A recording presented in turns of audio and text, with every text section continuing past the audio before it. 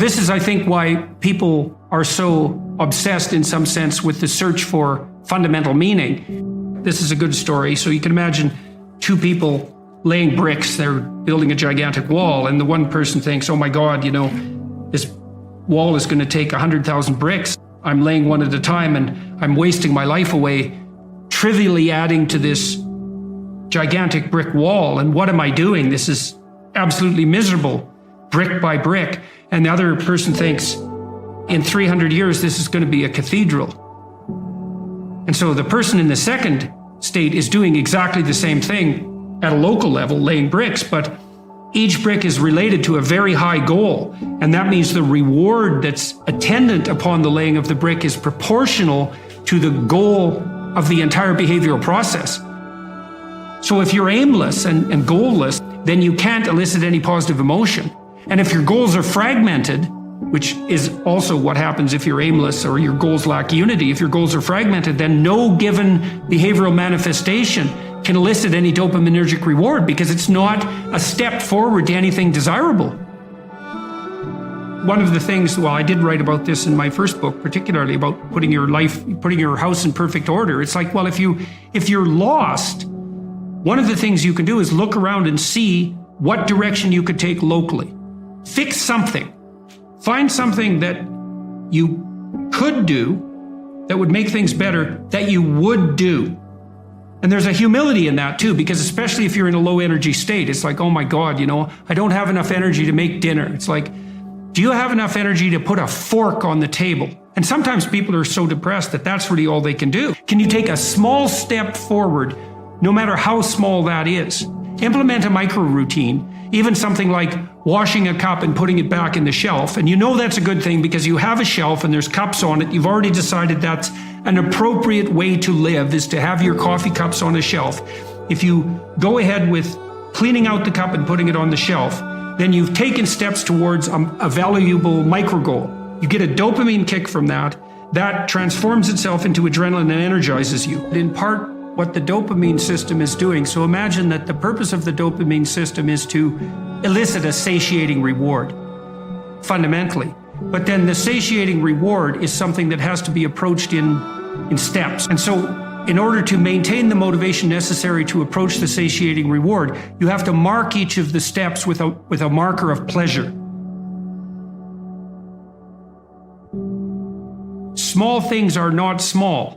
You might have the cognitive appraisal that doing something local, like cleaning up your room, is small, but it's not obvious at all that that's the case. It's not that trivial to put your immediate surroundings in order. And it can easily be the stepping stone to putting things in order on a broader scale. In fact, it's probably the necessary stepping stone to do that. You can pat yourself on the back, especially if you're depressed, a little harder than you might otherwise by saying, you say, well, this is trivial, but I did it. It's like, no, if you're moving ahead, that's not small. You just keep doing that, you're going to get out of this paralyzed or retreat mode. If you're in the zone of proximal development, you're pushing your skill development one increment forward. And it's one that you can actually manage. Imagine that you have someone who's habitually avoidant. And maybe they're avoidant because when they become possessed by negative emotion, they become hyper aware of their internal state and they feel the panic. And so then they freeze or retreat. And they do that constantly. And then they're in this terrible negative emotional state all the time because every time they see a stimulus that's associated with retreat, they get gripped by these interoceptive sensations.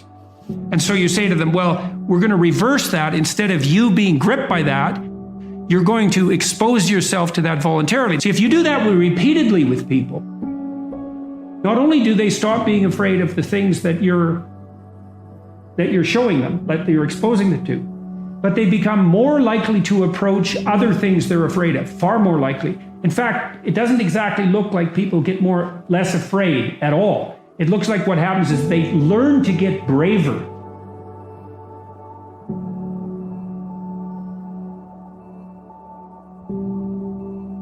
One of the cognitive phenomena that loads very heavily on neuroticism is self-consciousness. And so when you fall into anxiety, then there is this internal obsessiveness, which has to do with the panoply of sins in some sense. Which parts of me are malfunctioning and need to be eradicated? And one of the things I used to do with my socially anxious clients, so they would go into a social situation, often with eyes downcast, by the way, and they would be so intensely concentrating on their own internal sensations that they would fail to make eye contact with anybody they were talking to. And then they would be awkward because they weren't reading the cues they could have read if they would have only looked. And then the conversation would become disjointed, and then they would get anxious and fall into themselves. And so one of the things that I taught them to do wasn't to try to calm themselves down, but to try to calm the other person down. So when you go into a social situation, pay more attention to the other person. Like, just focus your attention outward. And if the person had any social skill, sometimes I had clients who had no social skills. And so they were anxious socially because they actually didn't know how to behave socially. So then you had to teach them the social skills. But some of them had the skills but wouldn't activate them because they were so neurotically obsessed with their own inadequacy that they failed to attend to the cues that would elicit the proper responses. And all they had to learn to do was watch. And then they would automatically respond because they knew how to have a conversation.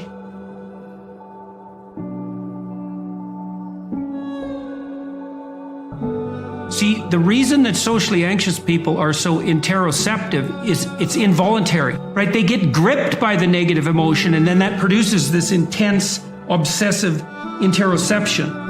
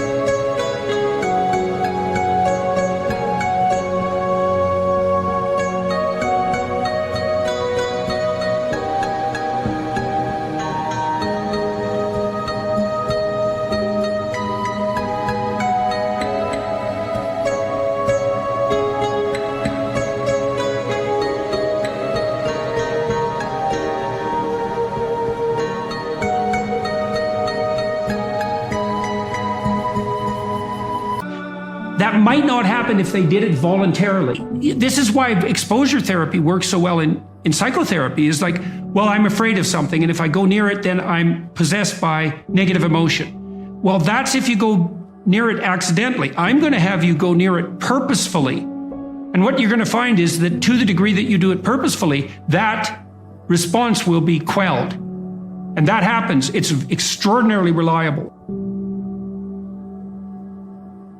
Imagine you anticipate something and then you make a mistake. Now the question then becomes, how significant is the mistake? The depressive takes that punishment response, let's say, that's a consequence of failed anticipation, and can't bind it. It just takes out all of their potential future selves. And so then they're in a depressive pit. That's too much learning from failure. That binding problem is really tricky. One of the rules of thumb for that that's extremely useful, that's socially instantiated, is innocent until proven guilty. So you might say, when those thoughts come up, because they're adversarial and accusatory thoughts, you might say, well, that is part of the realm of possibility. But when your child does something wrong that's minor, you don't say you're a rotten kid. You bind it. You say, look, kid, here's a bunch of things you're doing right. But in this particular example, specific situation, here's the minimal thing you did incorrectly and how to alter it. And it's a really good habit of mind to address towards yourself as well as to other people, which is to say, well, what's the minimum crime that I'm responsible for in this moment? And that's part of this miracle of the presumption of innocence, and especially without proof. A lot of what I did in my clinical practice to people who had a depressive temperament was help them make a case for themselves. It's like, well, maybe you're as bad as you think you might be, but maybe not. Let's take the contrary argument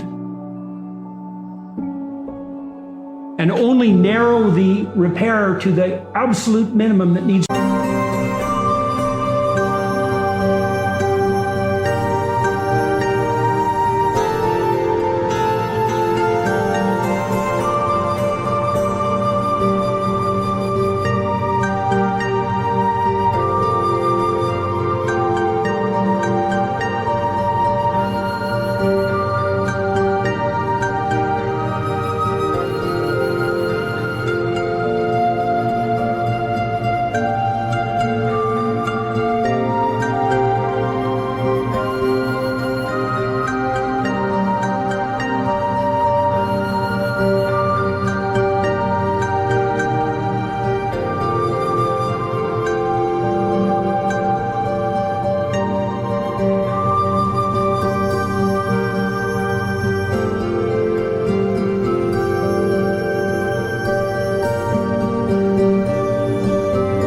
to be manifested. Sometimes when you make one little mistake, it is actually an indicator of a flaw in your character.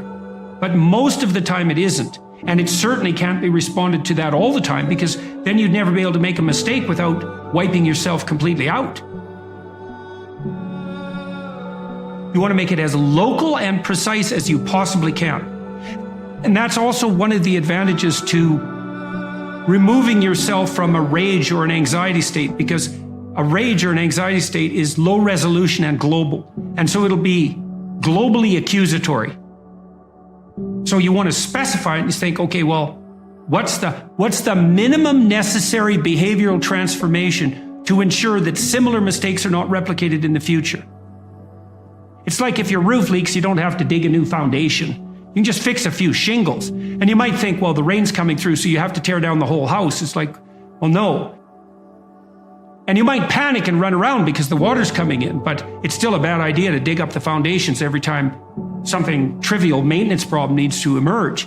And so one of the things that's very useful to learn is like, well, is this only a trivial maintenance problem? And one of the advantages to that too is that if it's not the collapse of your entire self, let's say, and it's a trivial maintenance problem, you're much more able to activate that courageous response to anomaly that's part and parcel of exploratory behavior and eventual success.